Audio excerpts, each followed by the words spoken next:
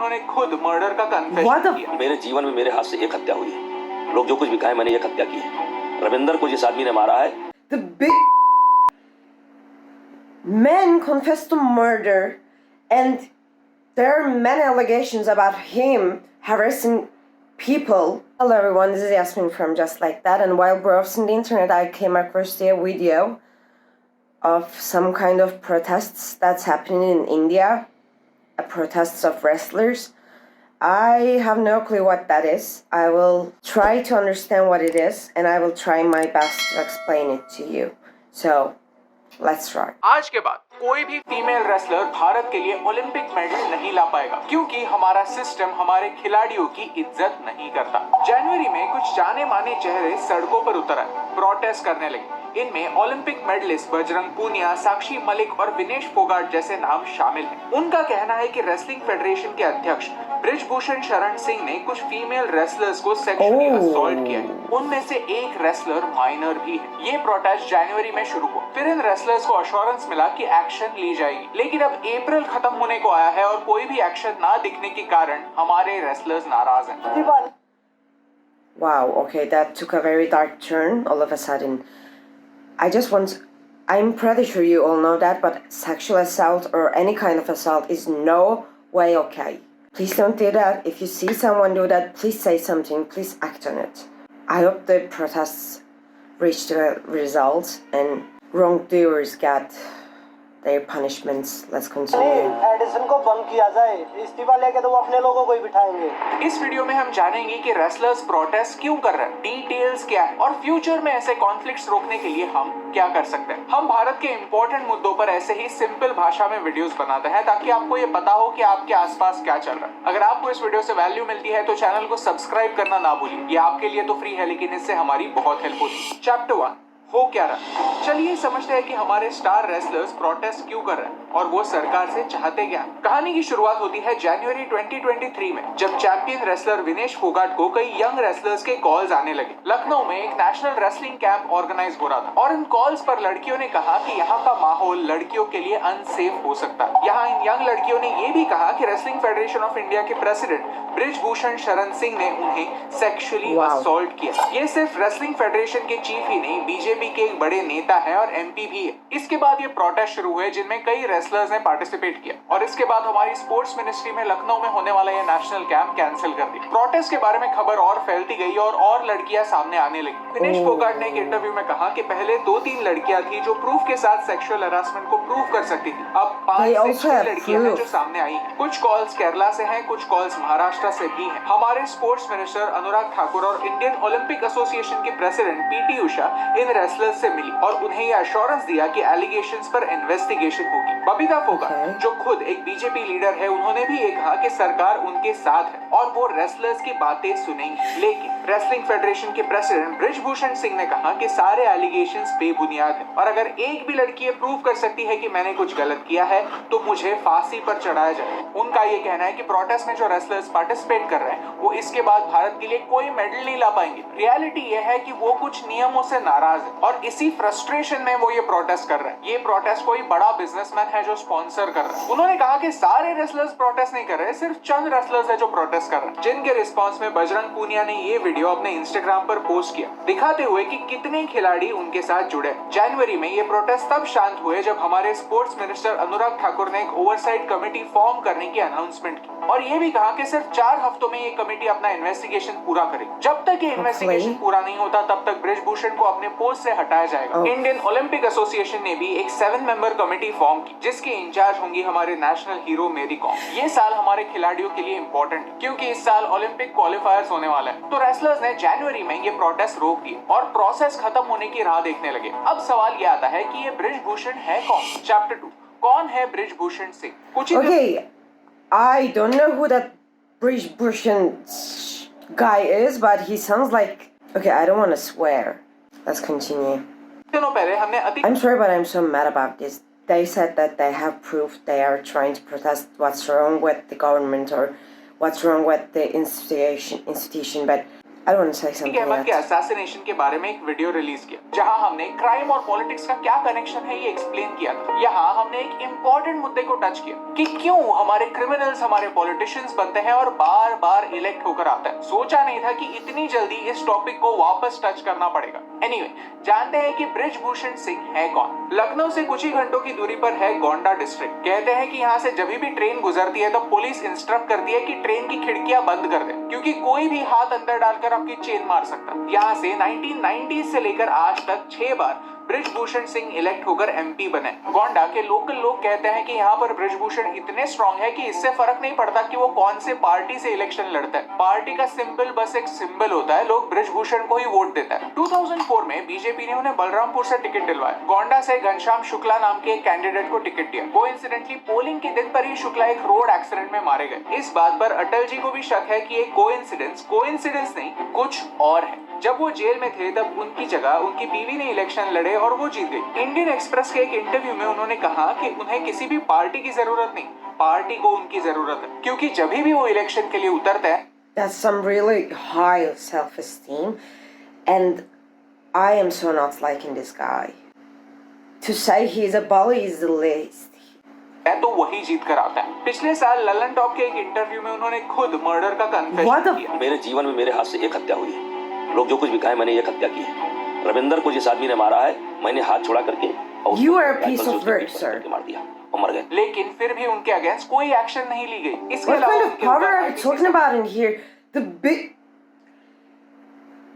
men confessed to murder, and there are many allegations about him harassing people under his care. Okay, there is something very wrong with this system. Section 307, attempt to murder, 147, spreading nuisance, 148, possessing deadly weapon, 149, unlawful assembly with common object। ऐसे कई सारे आरोप। बाबरी मस्जिद demolition के समय वो prime suspect थे। उनके ऊपर जो भी केसेस होता है उनमें से वो निकल ही जाता है। कभी एविडेंस सामने नहीं आता तो कभी लोग ही कोर्ट तक नहीं पहुंचते। यानी आप समझ सकते हैं कि ये इंसान कितना पावरफुल है और हमारी जस्टिस सिस्टम कितनी वीक है। आज उन्होंने 50 से ज्यादा एजुकेशनल इंस्टीट्यूट्स खोले हुए। 2011 से बैक टू बैक वो रेसलिंग फेडरेशन ऑफ इंडिया के इलेक्शन जीतकर प्रेसिडेंट बनते आए। वो अपने एरियाज में लोकल रेसलिंग टूर्नामेंट्स ऑर्गेनाइज करता है। इन टूर्नामेंट्स में अगर रेफरी के किसी डिसीजन को चैलेंज करना हो तो खिलाड़ी उनके पास जाता है, उनका आशीर्वाद लेते हैं और उनका ही डिसीजन फाइनल डिसीजन होता है। उनका स्टेज पर एक खिलाड़ी को थप्पड़ मारने का वीडियो भी वायरल हो गया था। आपने दंगल मूवी देखी होगी। उस मूवी में आमिर खान ने जिनका किरदार निभाया है वो द्रोणाचार्य अवार्ड विजेते महावीर फोगाट। उन्होंने भी मीडिया को इनके एटीट्यूड के बारे में बताया। कहा कि ये रेसलर्स के डाइट के साथ छेड़छाड़ करते थे। रेसलर्स को मिलने वाला स्पॉन्सरशिप का पैसा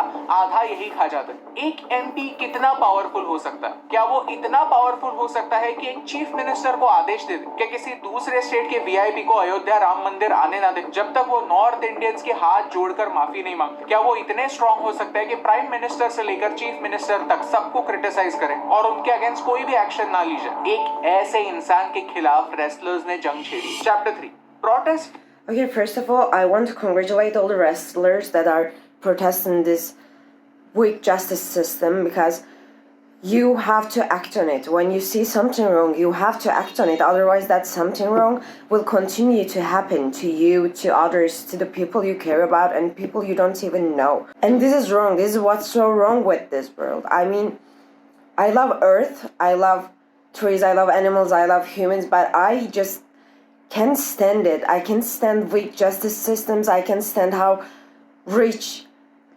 smashes down upon the poor. How there is even poor and rich still. Why there is a differentiation like that? Why can't the money go equally to everyone?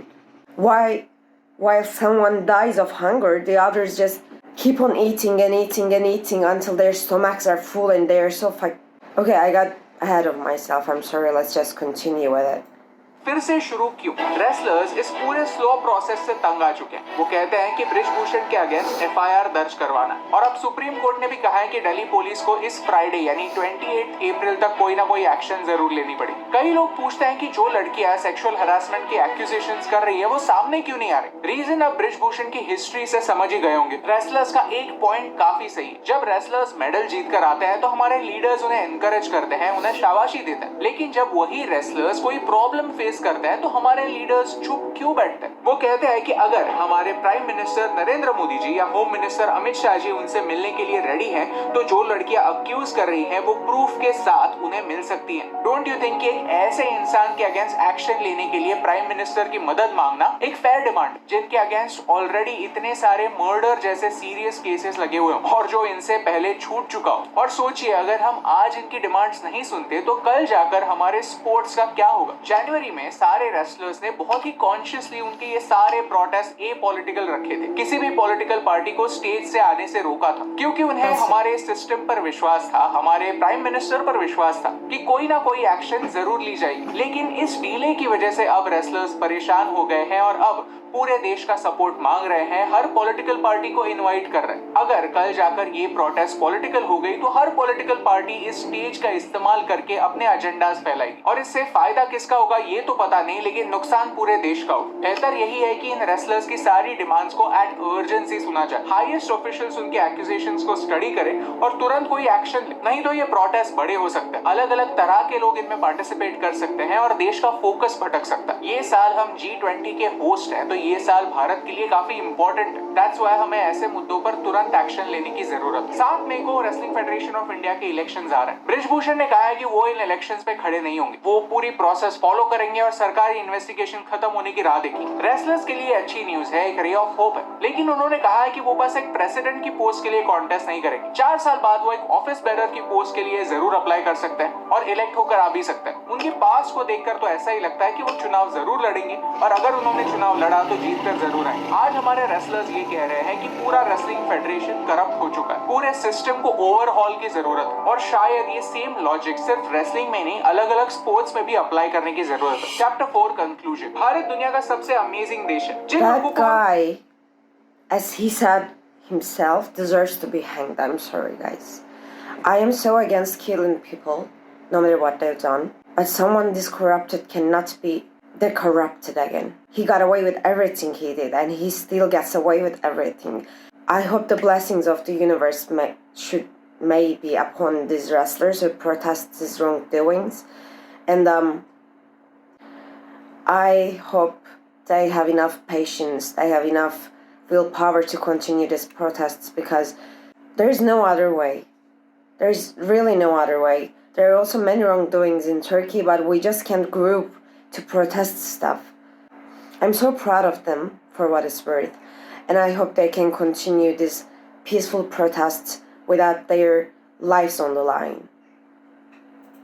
हम एक दिन हीरोज मानते हैं वही लोग जब रास्ते पर उतर आते हैं तब हम उनकी बात नहीं सुनते, डीले करते हैं। सोचिए, इस केस में तो ये रेसलिंग के स्टार्स है, ओलंपिक मेडल विजेता है, इसीलिए मीडिया और कई सारे नेता उन्हें सीरियसली ले रहे हैं। लेकिन अगर ये कोई अनजान एथलीट्स होते, नए एथलीट्स होते, तो क्या उन्हें कोई सीरियसली भी लेता? हमारे देश में सिर्फ 17% औरतें वर्क फोर्स का हिस्सा है। यहाँ हम जनरल वर्क फोर्स की बात कर रहे हैं, स्पोर्ट्स की नहीं। यानी आज भी 2023 में भी लड़कियों का घर से बाहर निकलकर काम पर जाना एक टैबू टॉपिक है। तो सोचिए, एक मेल डोमिनेंट स्पोर्ट्स फील्ड में क्या हाल होगा। स्पोर्ट्स जो एनीवे एक मेल डोमिनेंट फील्ड है, वहां से ऐसी सेक्सुअल हैरासमेंट की खबरें आने लगी तो क्या कोई भी पेरेंट अपनी लड़कियों को स्पोर्ट्स में भेजेगा? और अगर कोई स्पोर्ट्स में जाएगा ही नहीं तो हम मेडल्स कैसे लाएंगे? भारत आगे कैसे बढ़ेगा? मेरे मन में हमेशा एक सवाल आता है कि क्रिकेट से लेकर रेसलिंग तक सारे स्पोर्ट्स फेडरेशंस के हेड पर एक पॉलिटिशियन ही क्यों होता? क्यों ना हम एथलीट्स को ही हेड्स बनाएं? क्योंकि एक्स एथलीट्स को सारे प्रॉब्लम्स के बारे में पता होता है। जो प्रॉब्लम्स उन्हें फेस करने पड़े वो उन्हें सॉल्व कर सकते हैं, पूरे भारत के स्पोर्ट्स को बेहतर बना सकते हैं, और वो भी किसी पॉलिटिकल एजेंडा के बगैर। प्रॉब्लम क्या है, गैप्स कहाँ हैं? ये सारे सवाल हमें खुद को पूछने की सख्त जरूरत है, क्योंकि जितनी खुशी हमें इन एथलीट्स के मेडल जीतने पर होती है, उतना ही दुख हमें इन्हें रास्ते पर देखकर होना चाहिए। अगर आपको इस वीडियो का पॉइंट समझा तो चैनल को सब्सक्राइब कीजिए, क्योंकि जो खिलाड़ी हमारे देश का नाम रोशन करते हैं, उनकी बात सुनने का सम्मान हम उन्हें जरूर दे सकते हैं। ये सिर्फ एक खेल के लिए नहीं, पूरे देश के लिए जरूरी है, और यही इंपॉर्टेंट बात आप तक पहुंचाने से मुझे